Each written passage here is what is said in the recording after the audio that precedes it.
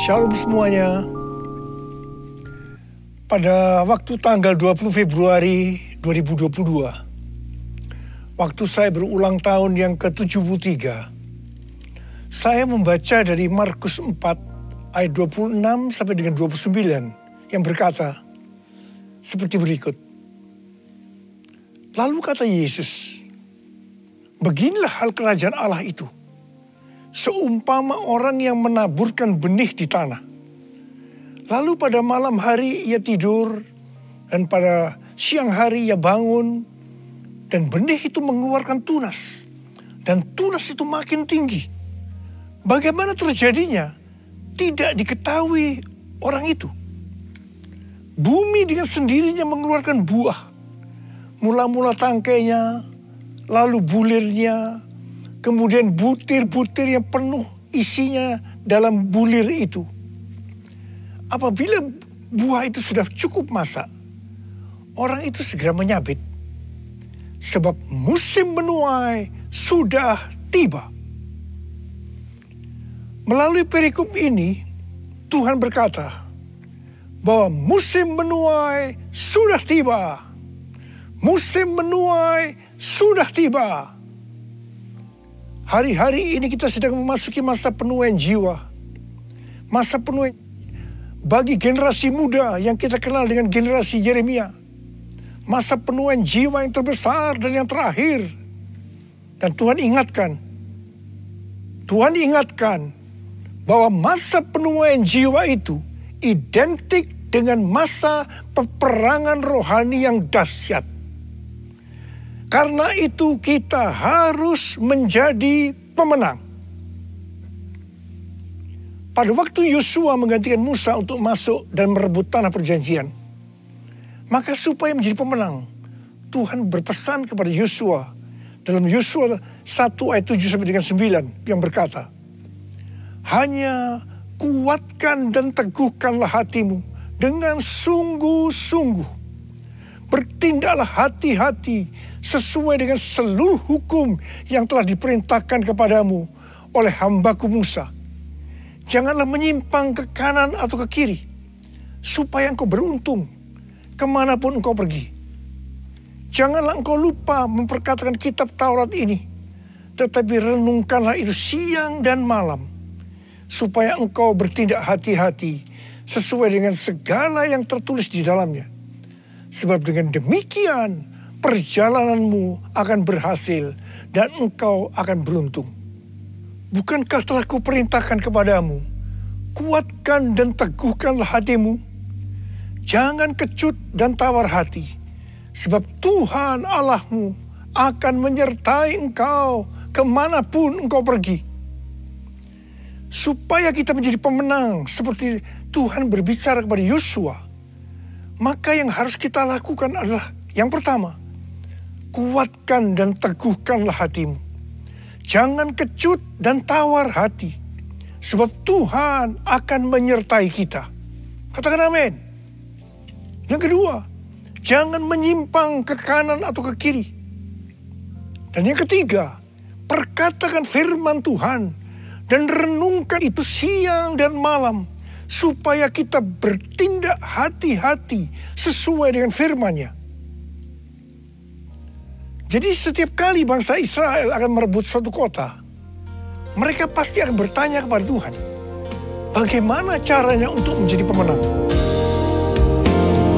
Kuatkan dan teguhkan hatimu, jangan takut dan tawar hati, sebab Tuhan besertamu. Kuatkan dan teguhkan hatimu, Yesus Tuhan berjalan di depanmu, berikan kemenangan. Yesus Tuhan berjalan di depanmu, berikan kemenangan.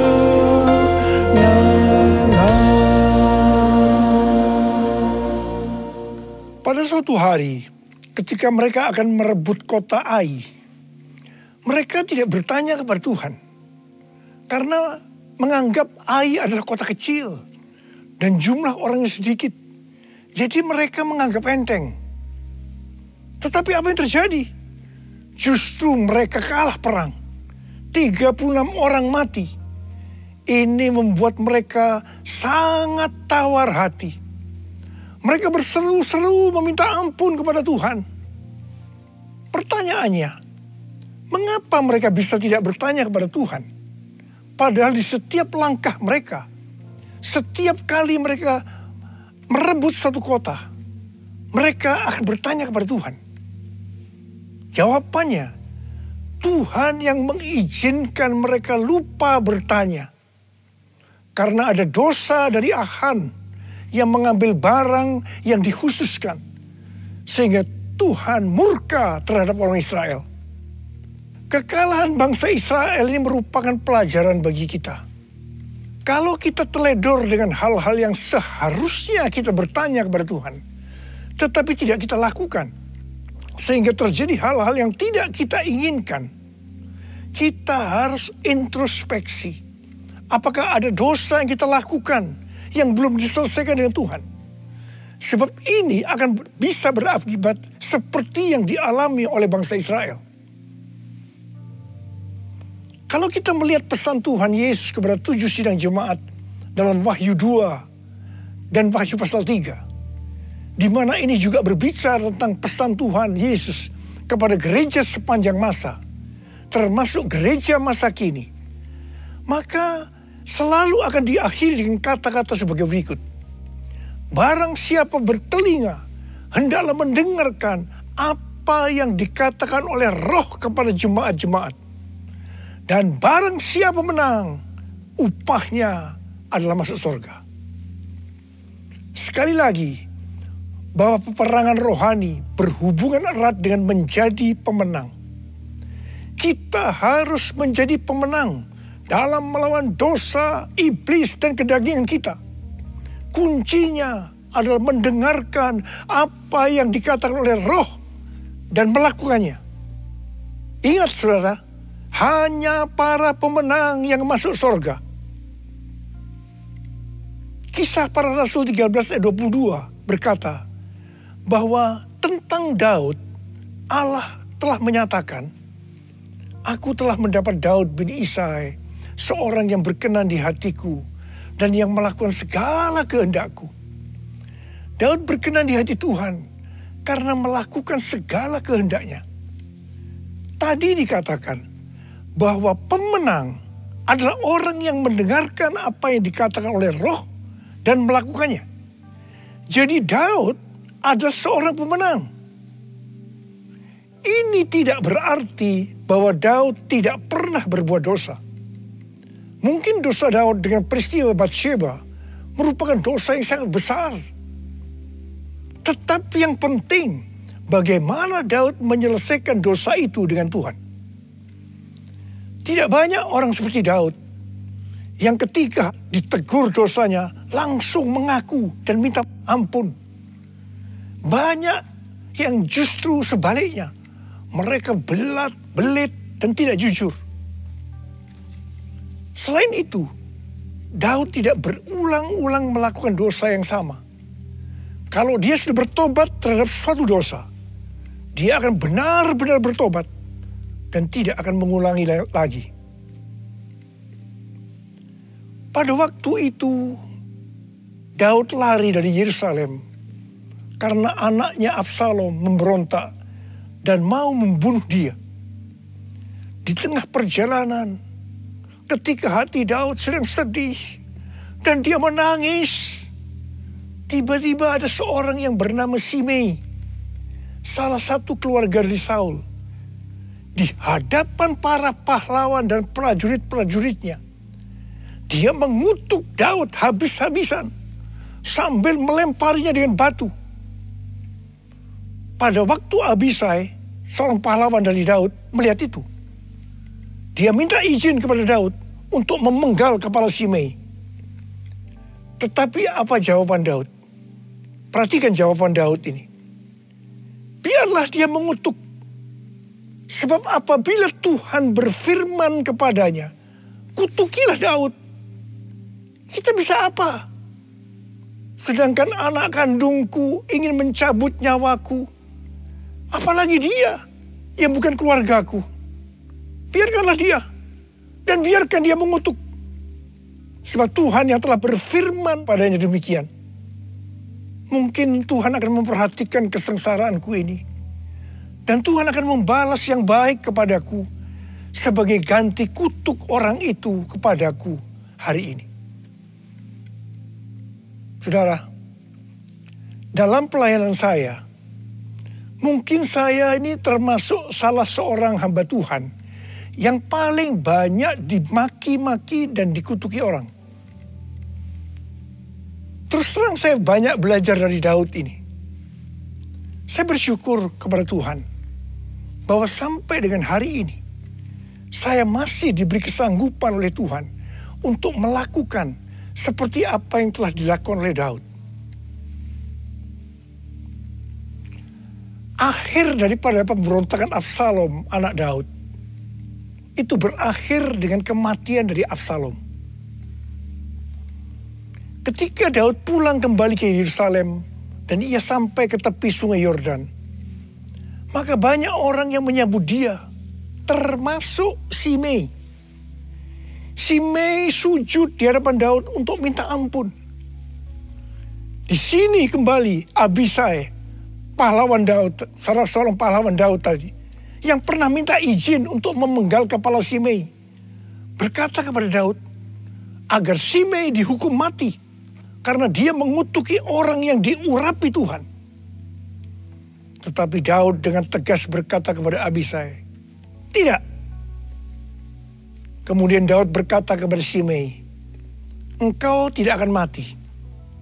Dan Daud bersumpah kepadanya.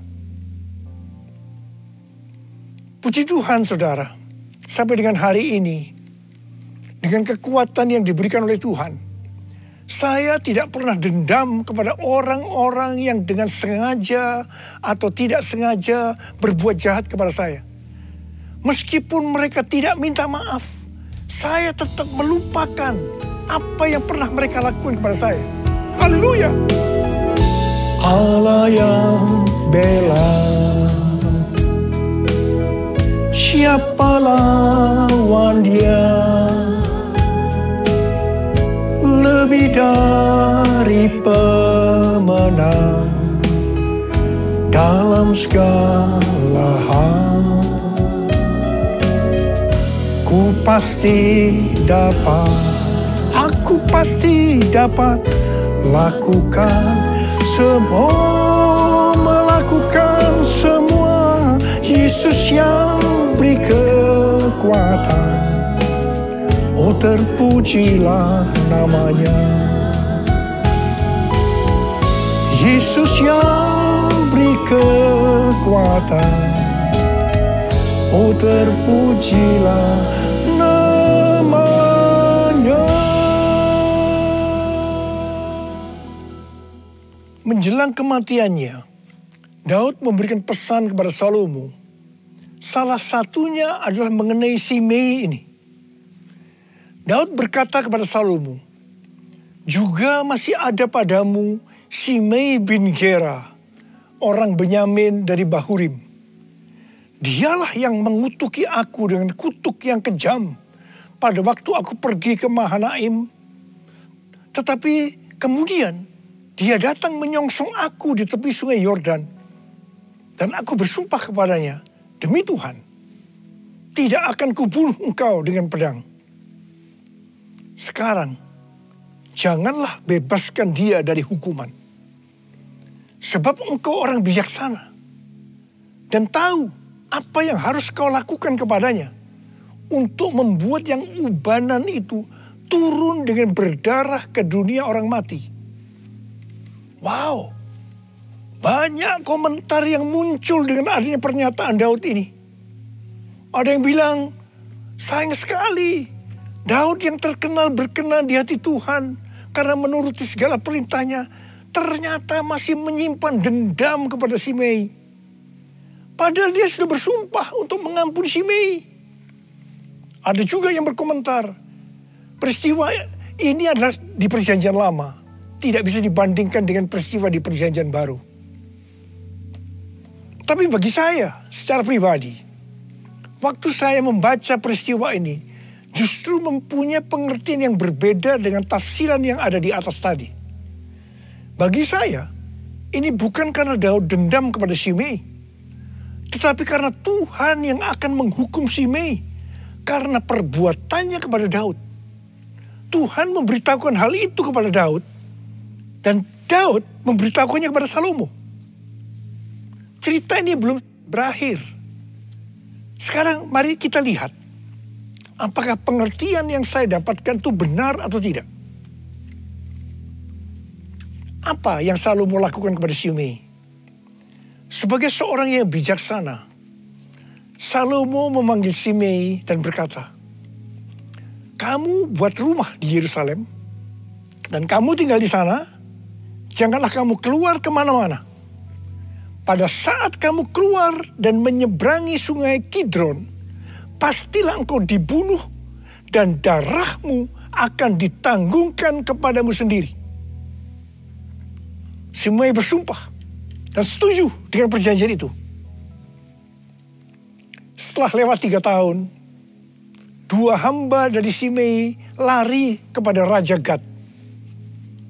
Ketika Shimei mengetahui hal ini, maka dia menjemput kedua hambanya itu. Dia lupa akan sumpahnya. Atau lebih tepat saya pakai istilah, bahwa Tuhan membuat dia lupa pada sumpahnya. Setelah Shimei kembali ke Yerusalem, dia dipanggil oleh Salomo. Dia diingatkan akan perjanjian yang mereka buat dengan bersumpah. Mengapa engkau tidak menepati sumpah demi Tuhan itu dan perintah yang kuperintahkan kepadamu? Kemudian Salomo berkata kepada Shimei, engkau sendiri tahu dalam hatimu segala kejahatan yang kamu perbuat kepada Daud ayahku. Maka Tuhan telah menanggungkan kejahatan itu kepadamu sendiri. Akhirnya Shimei dihukum mati dengan cara dipancung. Artinya dia turun ke dunia orang mati dengan berdarah, seperti yang dikatakan oleh Daud kepada Salomo.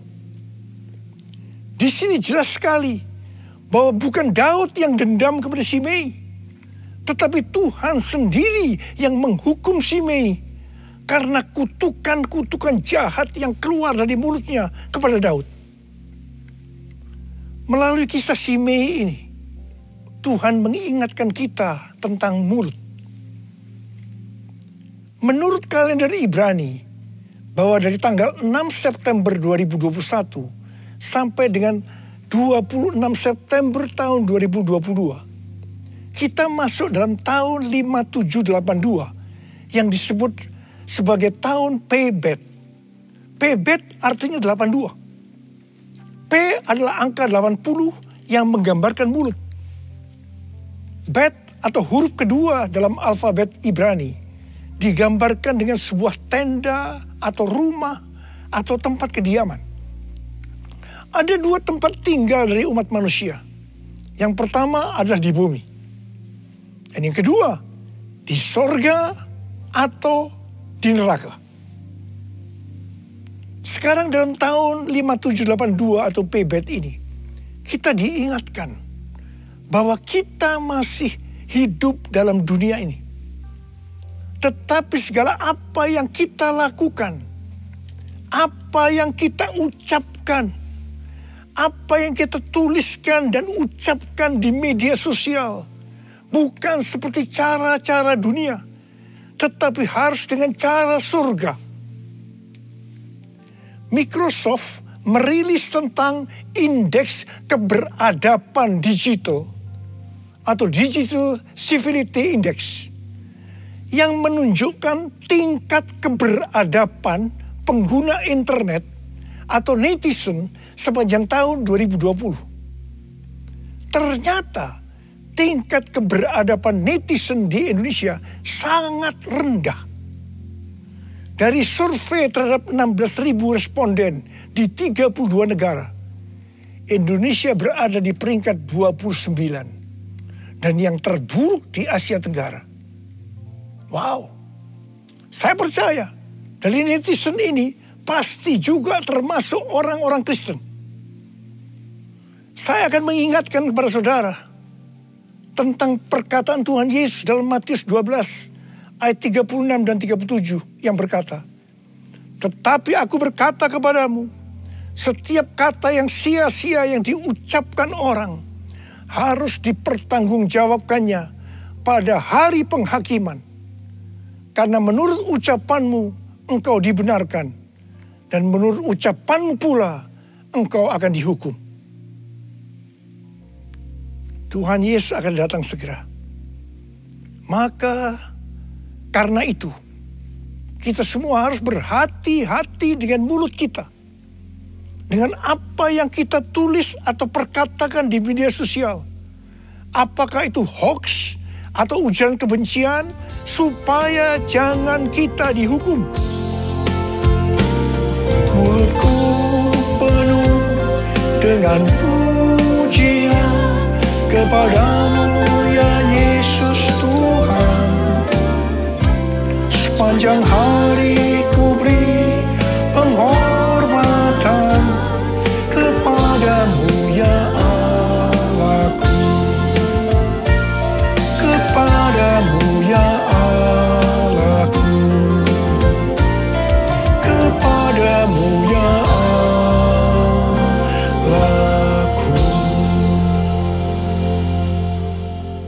Kita harus mengingat 1 Korintus 6 ayat 19 yang berkata, "Atau tidak tahukah kamu bahwa tubuhmu adalah bait Roh Kudus yang diam di dalam kamu? Roh Kudus yang kamu peroleh dari Allah, dan bahwa kamu bukan milik kamu sendiri." Sekali lagi saya ingatkan bahwa tubuh kita bukan milik kita sendiri. Mulut kita bukan milik kita sendiri, tetapi miliknya Tuhan Yesus. Karena kita sudah dibeli dengan harga yang mahal dari kuasa iblis dengan darah Tuhan Yesus sendiri. Kita harus menggunakan mulut untuk berbicara hal-hal yang sesuai dengan firman Tuhan. Termasuk juga saat berbicara dan menulis di media sosial. Karena itu, sekali lagi saya mau katakan, jadilah pemenang. Jadilah pemenang. Saya berdoa agar kita semua menjadi pemenang. Dan sekali lagi, hanya pemenang yang masuk sorga. Saya mau berdoa buat saudara. Ada berapa banyak di antara saudara yang berkata kepada Tuhan, "Tuhan, saya mau jadi pemenang.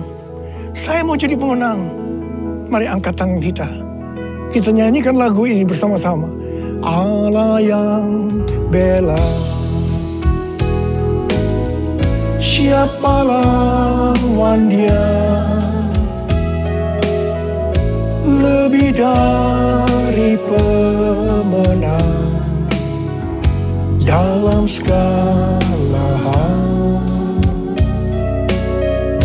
Ku pasti dapat, aku pasti dapat lakukan semua, melakukan semua. Yesus yang beri kekuatan, oh terpujilah namanya. Yesus yang beri kekuatan, oh terpujilah namanya.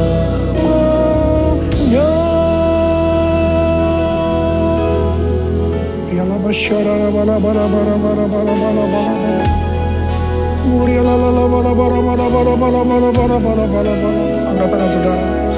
Saudara mau didoakan, mau jadi pemenang. Angkat tanganmu. Tuhan, kau melihat tangan-tangan yang terangkat saat ini. Anak-anakmu mau jadi pemenang ya Tuhan. Menjadi pemenang, dan hamba-Mu tahu itulah yang kau kehendaki agar kami semua menjadi pemenang. Oh, berdoa buat mereka ya Tuhan. Berdoa buat segala pergumulan yang mereka hadapi hari-hari. Jadikan mereka pemenang. Mereka pasti dapat ya Tuhan, karena Engkau yang menyertai kami. Karena Engkau yang menyertai kami, Tuhan terima kasih. Terima kasih, terima kasih. Dalam nama Yesus kami berdoa. Dalam nama Yesus, haleluya, haleluya, haleluya, amin. Mari saudara-saudara, kita akan masuk dalam perjamuan kudus. Kita akan mengingat ayat ini. Sebab setiap kali kamu makan roti ini dan minum cawan ini, kamu memberitakan kematian Tuhan sampai Ia datang. Perjamuan kudus adalah perjamuan Tuhan Yesus sendiri. Setiap kali kita masuk dalam perjamuan kudus, Tuhan Yesus selalu berkata, biarlah ini menjadi peringatan akan daku. Karena itu mari kita arahkan hati kita kepada kebaikan Tuhan. Supaya kita lebih mengasihi Tuhan Yesus. Supaya kita lebih mengasihi satu dengan yang lain. Mari kita tundukkan kepala. Tuhan, siapakah kami ini sebelum kami mengenal Engkau? Kami semua orang berdosa. Upah dosa adalah maut, mati. Tapi Engkau yang tidak berdosa telah dijadikan dosa oleh karena kami. Engkau harus turun dari surga mulia, menjelma menjadi manusia, mati ganti kami dengan penderitaan yang luar biasa. Sungguh kalau kami pikirkan Tuhan betapa baiknya Engkau itu. Engkau jadikan kami sebagai anak-anak-Mu. Engkau memberkati, Engkau menuntun, Engkau membela kami ya Tuhan. Engkau menyembuhkan kami, Engkau juga menegur kalau kami salah. Itu Engkau ya Aba, itu Engkau ya Aba. Tuhan terima kasih. Tuhan terima kasih. Tuhan akan memberkati kita melalui perjamuan kudus ini. Tapi Tuhan mau kita makan dan minum dengan cara yang benar. Karena itu mari kita introspeksi. Jujur di hadapan Tuhan. Jangan ada yang disembunyikan. Kalau ada hal-hal yang saat ini Tuhan ingatkan. Agar kita harus menyelesaikan dengan Tuhan. Mari kita selesaikan. Mari kita selesaikan sebelum kita masuk dalam perjamuan kudus. Katakan, ampuni saya Tuhan. Ampuni saya. Ampuni saya. Ampuni saya Tuhan. Ampuni saya. Kau melihat anak-anak-Mu yang sedang meminta ampun kepadamu ya Aba. Ampuni mereka. Ampuni juga hamba-Mu ini. Ampuni kami semua. Bapa, terima kasih. Kami akan masuk dalam perjamuan kudus dengan hati yang penuh ucapan syukur. Dalam nama Yesus kami berdoa. Amin. Sekarang mari kita angkat roti di tangan kanan kita tinggi-tinggi. Sebab apa yang telah kuteruskan kepadamu telah aku terima dari Tuhan. Yaitu bahwa Tuhan Yesus pada malam waktu diserahkan mengambil roti. Dan sesudah itu ia mengucap syukur atasnya. Ia memecah-mecahkannya dan berkata, inilah tubuhku yang diserahkan bagi kamu. Perbuatlah ini menjadi peringatan akan aku. Saya dikasih Tuhan, bukankah roti yang kita pecah-pecahkan ini adalah persekutuan kita dengan tubuh Kristus? Mari kita makan dalam nama Yesus.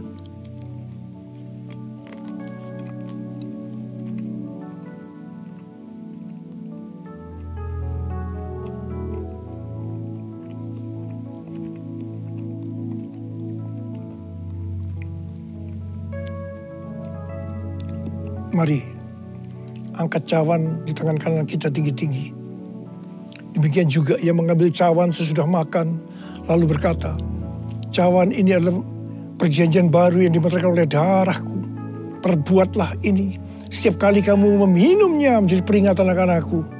Sudah dikasih Tuhan, bukankah cawan pengucapan syukur, yang atasnya kita ucapkan syukur adalah persekutuan kita dengan darah Yesus. Mari kita minum dalam nama Yesus.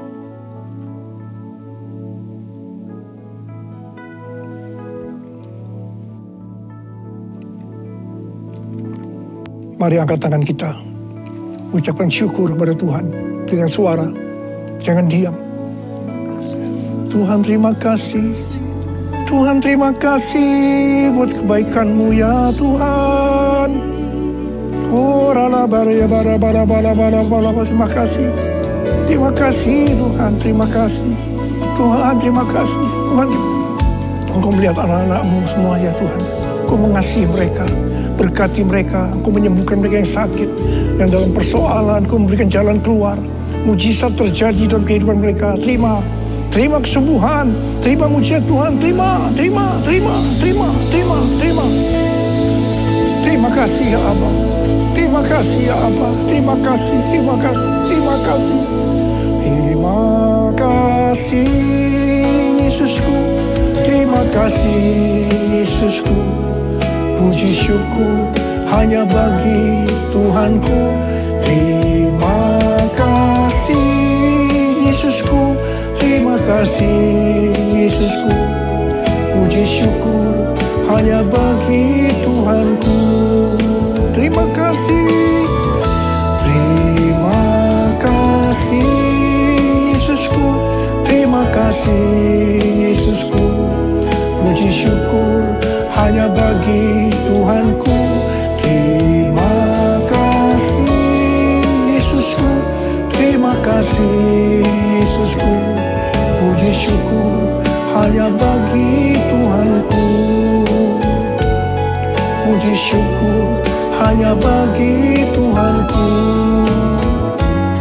Puji syukur hanya bagi Tuhanku.